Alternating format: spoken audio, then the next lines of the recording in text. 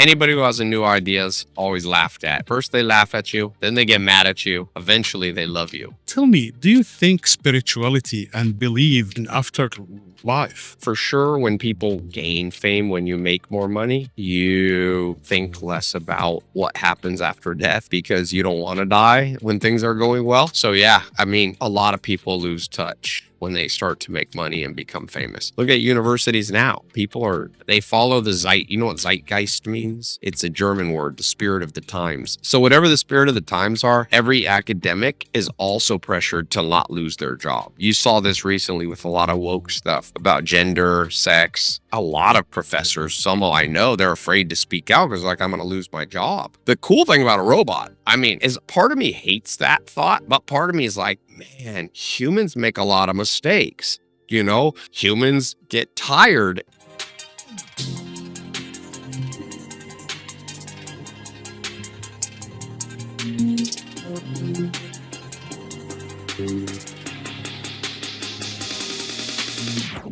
Here in my garage. So let me ask you a very basic question. Okay. For you, Yes. in this AI era, Yeah. what is the soul? Haha. What is the soul? I'd say the first thing is whenever we use human words, we always fall short because when a Christian hears the word soul versus a Hindu, people mean different things. But I think the soul is the part of us that science can't figure out yet.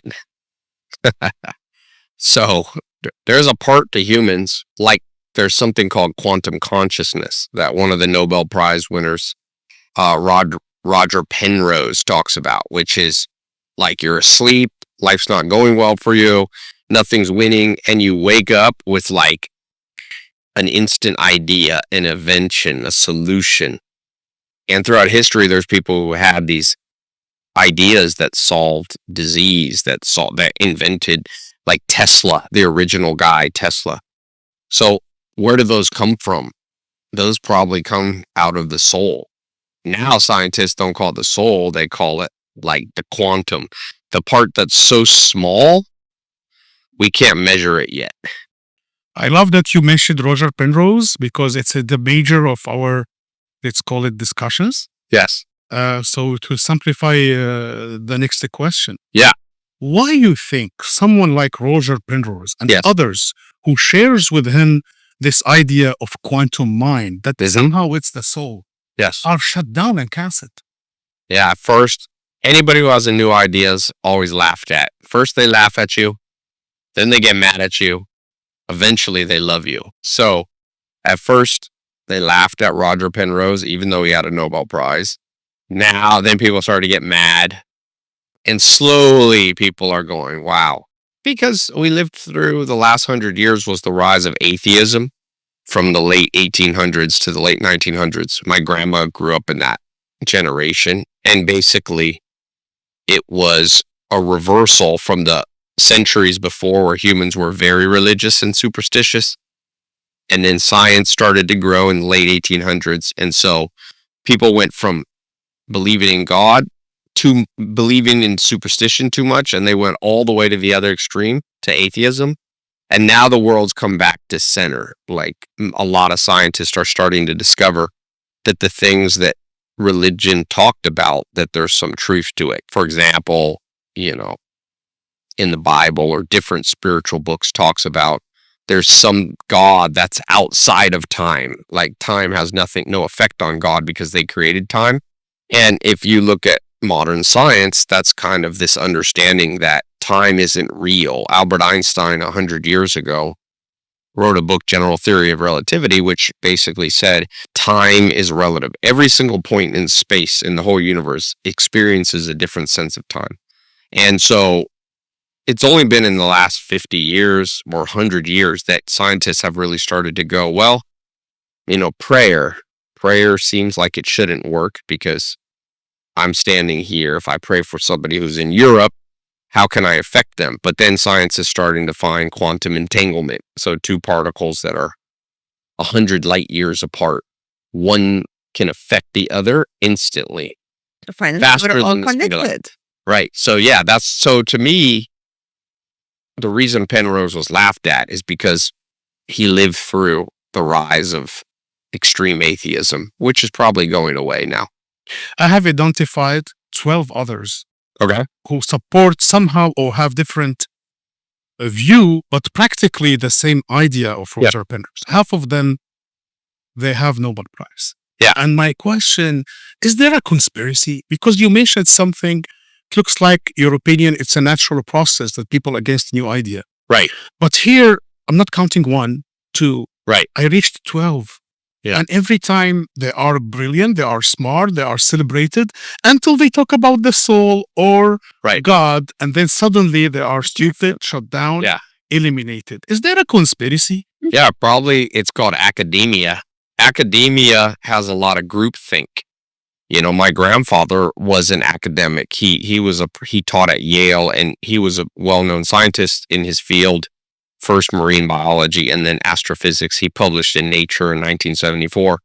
And he at one point had a theory that was counter to most people's theory. So there was a theory in in ocean fisheries where they're fishing, that this certain fish had disappeared. And my grandfather was working for the United Nations, and he said, no, the fish didn't disappear. They just are now swimming deeper.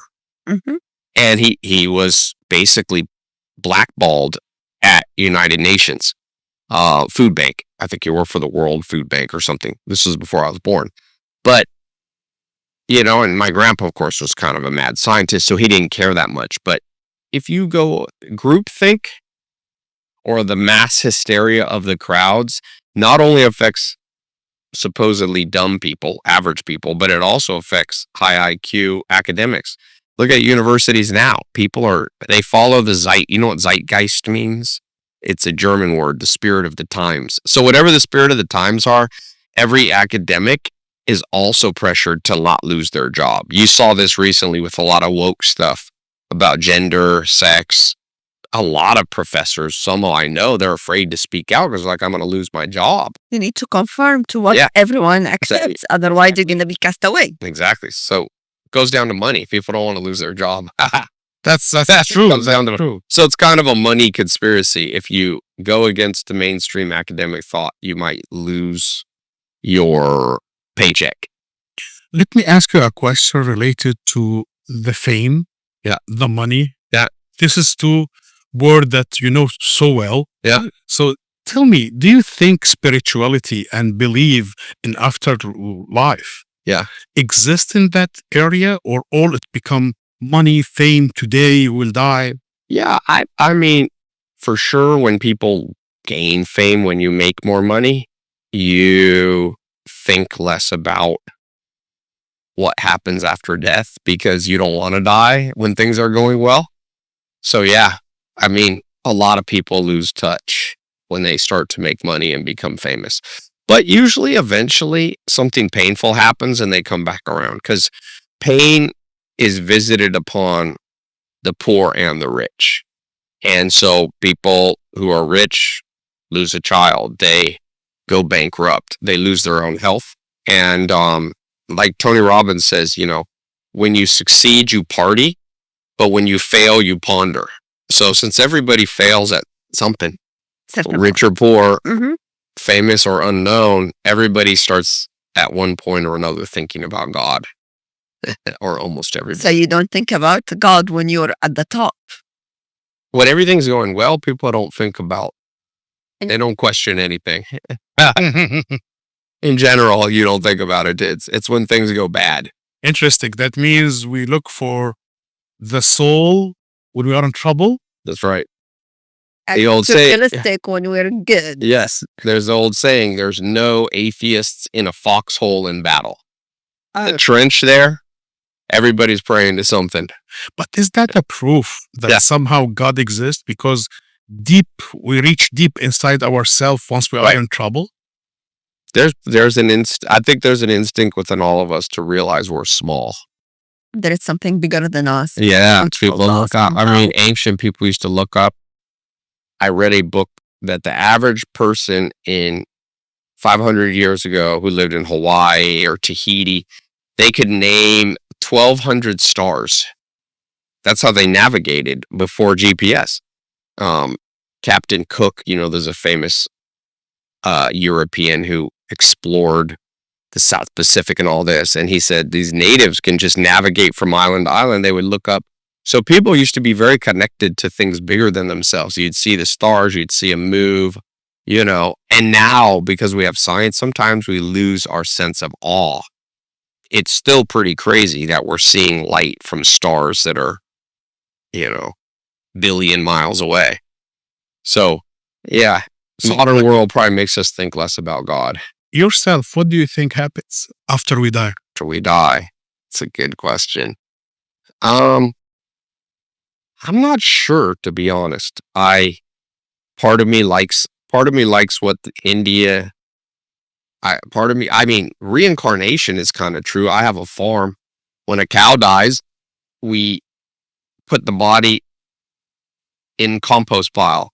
Then that body breaks down the nitrogen, the phosphates, the calcium in the bones. We take that compost and we plant a fruit tree and we get apples. So like the cow turns into apples. So it does reincarnate. And so I think on a physical level, there's kind of a reincarnation, or physicists say that matter's neither or energy is neither, created or destroyed. This law of conservation. So in that sense, our energy isn't destroyed. It's reformed. And if you look at religion, most religions say something like that. You go into a new body. I had a friend who died for 2 minutes.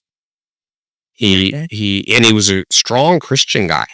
And I asked him just a couple. He's actually a head coach of one of the big university golf teams. He's a pretty well-known guy. I don't know if I'll say his name on here, but I went to high school with him, and I was like, "Hey, what happened when he told me, man, I died, that the doctor said I flatlined." I said, "What did you see?" He's like, "Nothing. It was just pitch black." But then you read the stories of other people. There was a guy here on my podcast about a month ago, and he's like, "Man, I died in the full white light. God, I saw it all, and it changed my life." So I am not sure. That's my answer.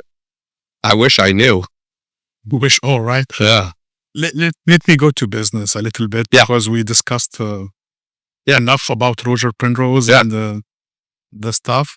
If a new influencer starting a life today, things are different. Yes. Practically, it's too crowded. Right. How you will advise him to navigate this crowded jungle? So new entrepreneurs. Yes, someone new. But let's say influencer, that means he has no product yet. Right. Beginning. But also it's nice to tell the one a little bit above who had reached an idea. Yeah. Both. What's the advice? It's a different world. Like 10 years ago, it was pretty different. Yeah. I mean, here's the good news and the bad news. The bad news is that every day, 900,000 more people get the internet. 10% of them want to start a business online. So you have like 90,000 new competitors a day. When I started my podcast originally in 2012, there was like 10,000 podcasts. Now there's 5 million estimated podcasts, right? So the bad news is there's competitors saturated. But the good news, honestly, the demand's bigger. So I think the demand still has kept up with I don't think the supply has kept up with the demand. Just know this, and this is the simplest thing I can tell anybody. You get paid in proportion to the difficulty of problems that you solve. So if you learn to solve hard problems, you'll always make money because most people are lazy. So the main problem I see with new entrepreneurs is they're like, "Tai, what's super easy?" And I'm like, whatever's too easy will become saturated and stop working. So I tell people, I was on the phone with a guy yesterday. I said, "Man, you got the wrong mindset. Your mindset is always, Tai, what's the next easy thing?" I'm like, that's going to work for 3 months, 6 months. Somebody else is going to figure it out. 100 competitors. It won't work anymore. So I tell them, why don't you stop taking shortcuts?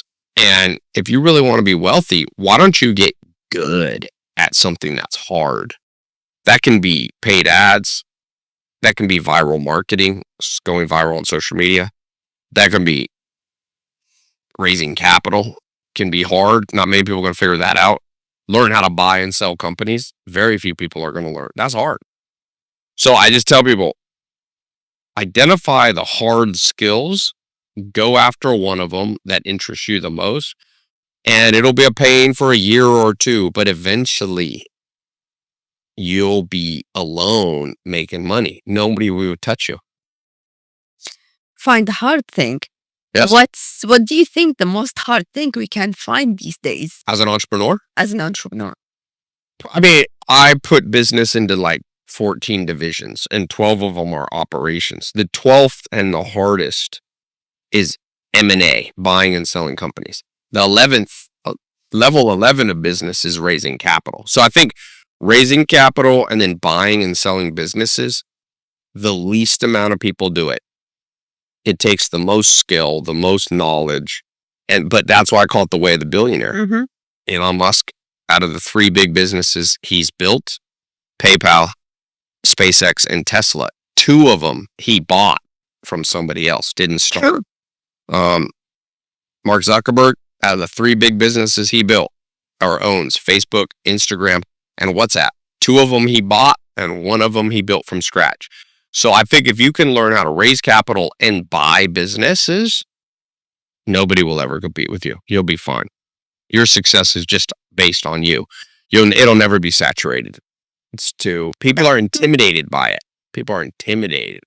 The jobs that will get the most saturated, for example, are whatever's the lowest skill. Learn how to make coffee and serve coffee at Starbucks. If you go to a job and it says training program 5 days, we'll take you from knowing nothing to being good at it in 5 days. I could predict your bank account low because they're going to pay you. And by the way, soon robots will do all that. I don't know if you saw in Beverly Hills when you pulled up here, there's Ubers being replaced. There's just Jaguars driving around and nobody in it. And you know the crazy thing? For every 100 accidents Uber drivers have that hurt people, the robots only have 20. They're already way better than humans. So driving the Uber is pretty easy. It's a hard job because you have to stay awake, but it's not a job that a robot can't replace you. So simple rule is ask yourself, how soon will a robot be able to replace me? If the answer is in the next 1 to 2 years, do something else. Then do something that takes a lot of innovation and human empathy. Yes. That's what you need. Yeah, empathy. Yeah, working with people is harder because humans are complicated. So, yes, I like marketing because marketing is very advanced because it's like working with humans at scale. You got to know how to read people. And so really good marketers and really good salespeople, it's harder for AI to replace that. Now, eventually. I don't think they're going to be able, because in marketing, you need innovation. You need to have imagination. You need to understand how to capture people's interest, right? Right. Yeah, you at least got 10 years, you're safe. I saw that Google, their CEO just announced Willow, which is a new supercomputer. It just solved the problem in 5 minutes that took their old supercomputers septillion years. More time than the universe has been around. So with this new quantum computers coming, I don't even know what's going to happen. But you probably got 10 years. I wish that is true, but especially Google. Yeah. I test usually their stuff. Yeah. And I'm sorry, they are dumb. They announce things that's not true. Their AI is very dumb compared to others. Right. And for them, they solved all the problems. I remember now they remove it because it was a lot of embarrassment. Yeah. BART, their BART. first AI. Yes. It was a catastrophe. But when they announce it, oh my God, it's the best thing. They're good at marketing. Exactly. Propaganda. Listen, they own the word. Search engine is Google. Even if it's, we can't do it a different way. Yes. They own the second largest search engine too. Exactly. Yeah, that's why I tell people, take it with a grain of salt, but it's slowly coming. Like I said, 10 years ago, there was no robot car. I actually got a test drive in one of the first autonomous cars. This is like 2016. It wasn't Tesla. I don't think it was a Tesla. It was somebody said to me, hey, Tai, we want you to do what? In Vegas. I think you were there. And I was a Tesla, and I went in the car, and we were on the freeway, and there was a driver there to be safe, and it started getting off on an exit that didn't exist. I was like, what are we doing? He's like, I think it's trying to get off. And I'm like, there's no exit. It's like a wall. It was just like, eh. So in 2016, it wasn't here, but now they've dialed that in. So I think going back to the consciousness thing, human brain is a quantum computer. Yes. So the things that are the human brain that take innovation, you got to be able to compete with computers. Things like making coffee and handing it to people, there's going to be all robots. There's going to be a robot that looks like a person, and everybody who works at Starbucks is going to be laid off. Or at least 80% of people, because the cool thing about a robot, I mean, is part of me hates that thought, but part of me is like, man, humans make a lot of mistakes. Humans get tired, and robot would never mess up your order. Yeah. But I understand it's also bad. People go, well, now we won't have jobs. But no, I think that's will push a human to be more human. Exactly. Like, you need to go back to your essence. Like, humans are able to innovate and to make new products, to create new technology that robots will never be able to do. So maybe it's not that. I agree with you. People are like, we'll lose our Starbucks jobs. I'm like, you don't even like your job. We're going to lose the more robotic works. That nobody wants to do. More human work. Yeah. Driving an Uber is not good for your body. You have to sit there in a car and deal with crazy people. Robots seem good to me, but I agree with you. Then humans have freedom to do the things that they enjoy.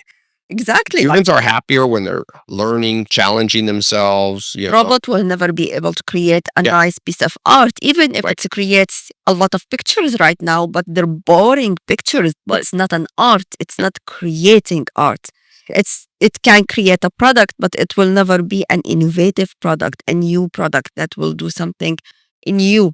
Yeah. Because like AI, it's gonna look for you. It will create things from your database, something that exists. Yeah. So it will reach out to our database. Yes. It will never be able to create a new idea that does not exist. Yeah. Talking about AI, a topic that I love a lot, and I will ask you, how you think in your own business, like your own empire, will be impacted by AI? So I'm already working on, for example, I've got a company that I have an incubator where I incubate new companies, and then I take the winners and I put them into an accelerator. I call it incubate, accelerate, celebrate, make money. So I had an idea earlier this year. I tested it in my incubator. Now it's in the accelerator stage and it's profitable, spins off money every month. Well, one of my new incubators, about 6 months ago, I started working, it's called 5minute.ai. It basically, there's science that says if you call your customers when they fill out a form on your website in less than 5 minutes, you get them. Yeah, it's 100 times more likely they buy from you. Now, the average business owner, if somebody goes to their website and fills out a form at 2 a.m, average business owner's asleep and all their salespeople. So my 5minute.ai is we're coding an AI human. We'll call you. We might even say it. I haven't decided. The law is not totally decided, but we might call you and say, hey, this is Tai Lopez's assistant, AI man. And I saw you filled out his form. You're wanting to come to his next mastermind. Are you in Dubai? Is that what it said? And it just confirms it all. And then it says, by the way, can I have Tai and his team call you back at 8:00 tonight? I'll set it on a calendar. What's your email? The guy says, bob@gmail.com. Okay, Bob, I'm going to send you an email and a text. Tai and his team will be on the call at 8. So this 5minute.ai can call 10,000 businesses per second. So if you get 1,000 leads in a day, it never gets tired. It doesn't have to be paid. It always says the right thing if you train it. Because sometimes salespeople say crazy stuff you don't want them to say, right? Trying to get the deal. So that's something practically, an AI smart dialer to set appointments with leads. And that's just the beginning of 5minute.ai. I have another AI company, which is an AI CEO. And what it does is I like to read So it'll plug into my Slack where my team communicates. It'll plug into my accounting software. It'll plug into my bank accounts. And every day when I wake up as the CEO, I have a 2-page printout. Here's everything going good in your business. Compliment these people, give them bonus. Here's who's not doing good. And so it's a business intelligence report on my company. Right now, for me to get business intelligence, I have to ask this person, what'd you do and what you do? I'd rather a robot just tell me that's unbiased and it's not going to try to conceal anything or exaggerate anything. So you're going to be using the AI as more of an assistant or helper just to Yes. Grab data that's already there. Make sense of it. AI is for you. It could be also against you. The same way. True. So this is not something scary. The same way you will have 5 minutes, you call it form, or someone will call you immediately. Anyone can do the same. Yes. So are we going to an invasion of AI marketing? Probably. Oh, yeah. Then the government will pass regulations and change what can be done. But by then I try to stay ahead of the curve. I try to stay 1 year ahead. So by the time there's too many AI dialers, I'll have something else. I'll have a quantum dialer. It'll place consciousness into their mind. You want to buy Ty's product. I don't think we can be reaching that. One day, I'm going to ask Roger Penrose, how can I implant? There's a concept in a lot of this kind of futuristic world called implanted memories. So one of the questions that ethical physicists say is, how do we know anything's real? Because all you have is your memories. So I look back and I'm like, oh, I was born in Los Angeles and I remember my grandma, but how do I know my grandma's real? How do I know somebody just didn't implant her memory? And so there's some physicists believe we're in a big video game of a higher intelligence species that's 1 million years older than us. Imagine how much more advanced technologically we would be in 1 million years. And so they are 1 million years ahead and they have a fun video game.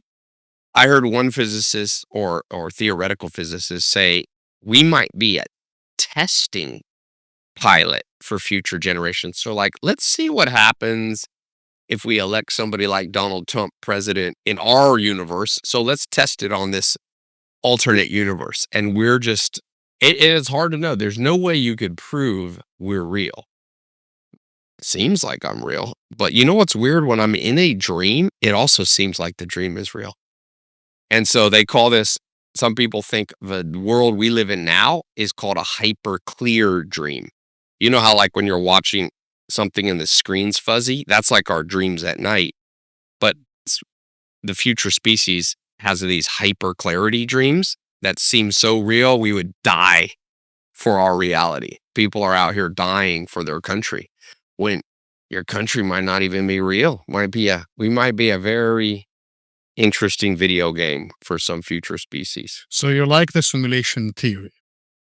There's many versions of it. I think the theory that I like the most that seems to have a lot of legs to it is called the block time theory. So that time's not real.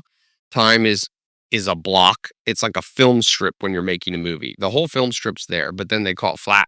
They call it the spotlight theory, which is our brains are so dumb, we would explode if we tried to look at the whole film strip. So we can only experience consciousness like a flashlight, one by one on each of the film strips.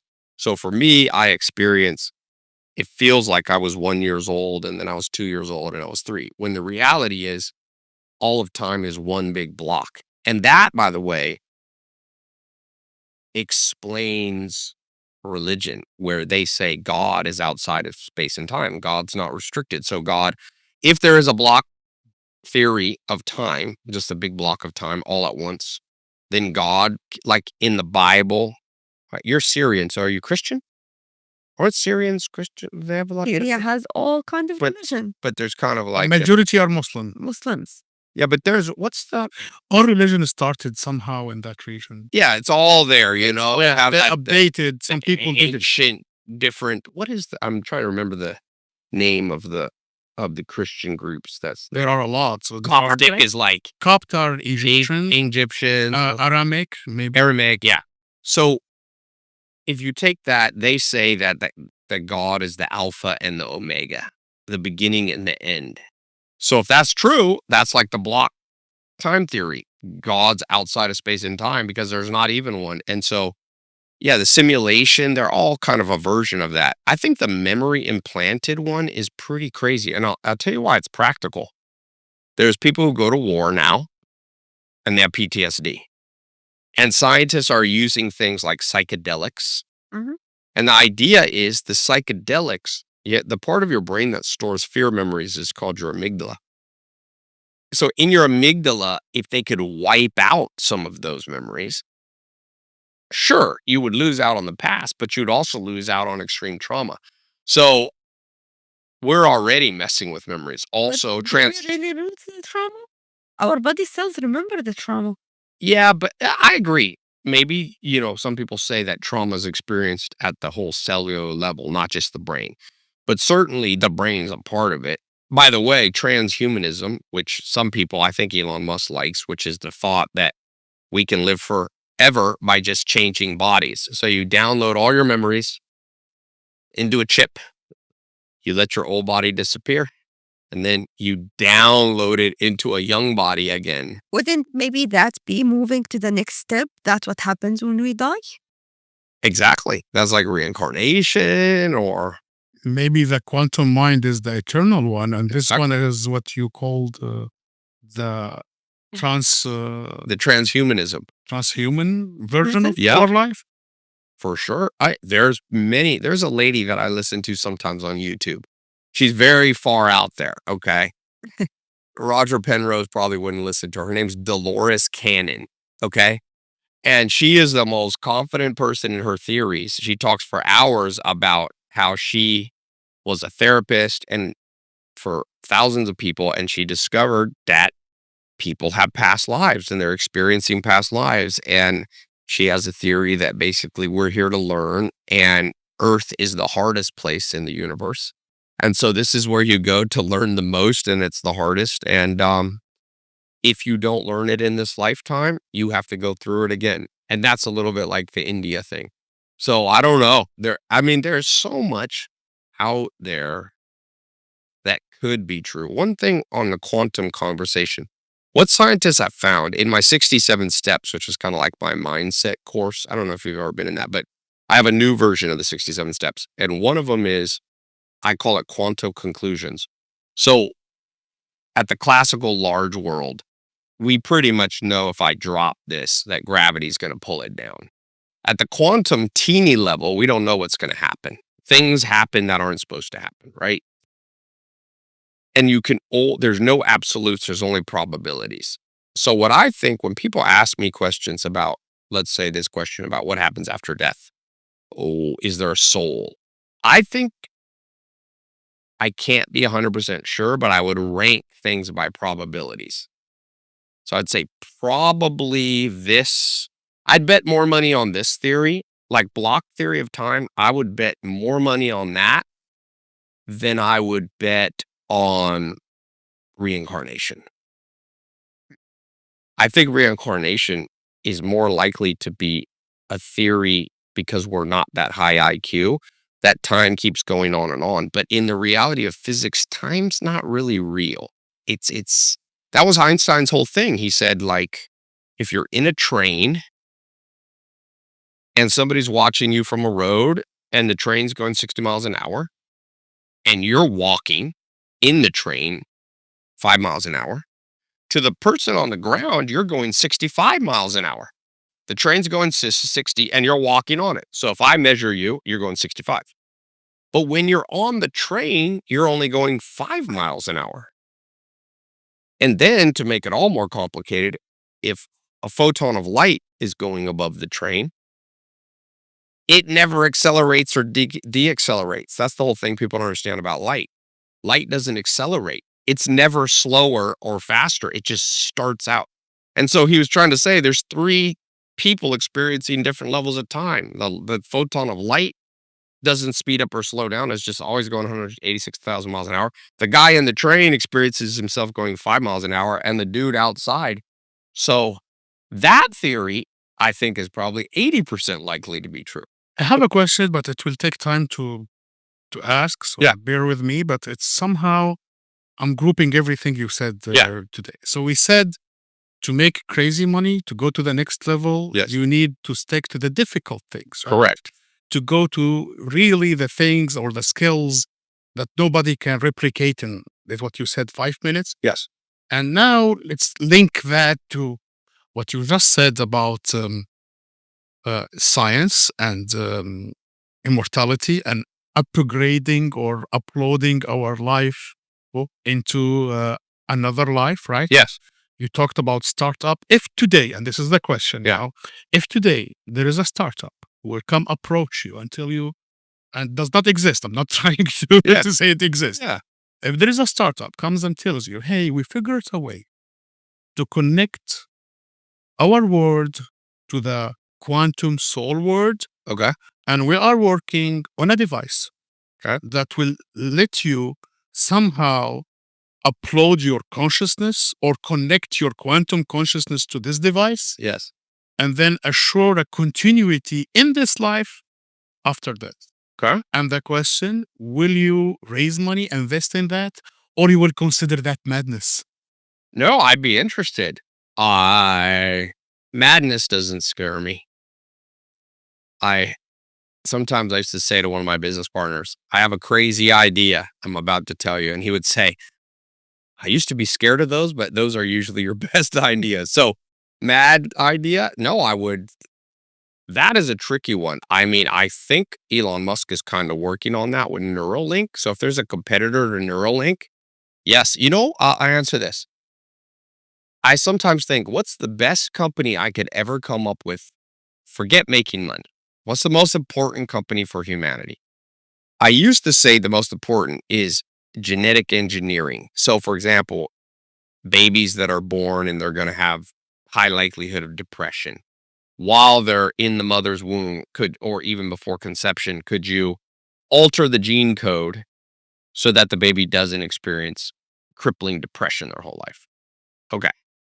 Then there's another part of me that thinks the most important company in the world would be this one that we just said, which is connecting humans, uploading their brain, then you're independent of your body, uploading it, and then being able to put it into younger bodies. The problem is, I'll tell you what the problem is. It's not sure, like you brought it up, maybe all of our experience is in our cells too. So you can't just upload the brain.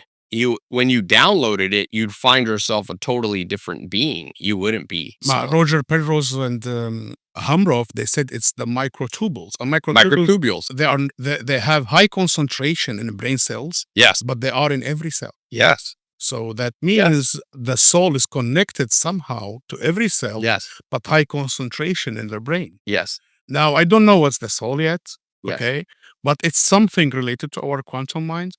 And I wish that company exists. I will go back to my wish together. We want a science of the soul. Yes. Because these things apparently exist.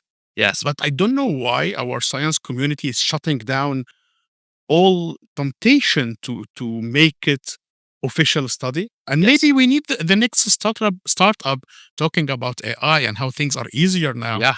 Maybe to tackle this impossible. Well, remember, science doesn't innovate. Science usually comes out of necessity. So, for example, antibiotics. Nobody came up with antibiotics and nobody innovated. Over time, we built on top, but it was really World War I. So many people dying that forced the scientific community to think about these things. So I wouldn't wait for scientists. Scientists are by nature conservative. They're not going to come up with the most cutting edge things. That's why NASA, which is only scientists, hasn't been able to send a reusable rocket to space. And Elon Musk, an entrepreneur, is a risk taker and innovative. Yep.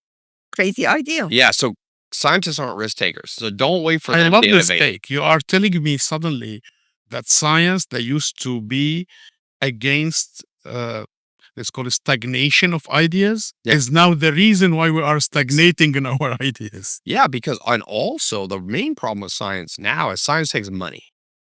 Okay. I'll give you a perfect example. Scientists have no money to go out and study if massage therapy reduces the risk you get cancer. Because who's paying for that? The average massage therapist makes 50 grand a year. They don't have any money. There's no centralized massage therapy union. So what do we study to prevent cancer? Chemicals. Because pharmaceutical companies will give millions. Because if you back their study, they make billions. So one of the biggest problems in science now is the way it takes so much money to do good science that they're working on stuff that's not even that important.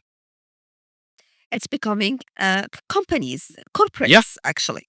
Yeah. Well, what's the good news now is there's entrepreneur scientists that are coming out that are saying, okay, if we can prove that massage cures cancer, then we can make our AI. There's a new AI robot that massages you in the Valley of Los Angeles. I watched a review. It's like the best massage ever. It's like these two arms you lay down. It's like it scans your body, finds where you have the most inflammation. So sometimes I think you need capitalism to help science. It's controversial because people think capitalism destroys science, but I don't think that's true. No, capitalism goes hand in hand in science. Exactly. Science needs innovation, it needs money. Yes. And now capitalism created the perfect soldiers. I call them the digital proletariat. Yes. That means AI and robot, right? Yes. So no, science and capitalism are in bed together. Yes. You're going to need AI. The real question is, will you be able to have an election next time with AI around? Because AI is going to make videos You can have that different politicians kind of didn't elections. say it. No, they're going to be. Yeah. Oh, sorry. What were you going to say? Here? Different kind of elections. Yeah. Hopefully better. Anything's better than how we do elections now. I saw that. What country was it? Somewhere like some country that's not wealthy. They counted India counted all their votes in 1 hour. America took 3 weeks to count Arizona's votes, So maybe AI will get in there and give unbiased. I mean, Bitcoin and crypto is a little bit of an AI concept. There's Bitcoin, there's no central person controlling it. And so it's a decentralized, and good AI will also be decentralized, hopefully. That's the problem. You don't want all AI controlled by Google. This will be horrible. That's the issue, right? Yes. Yes. Well, good. This was amazing. You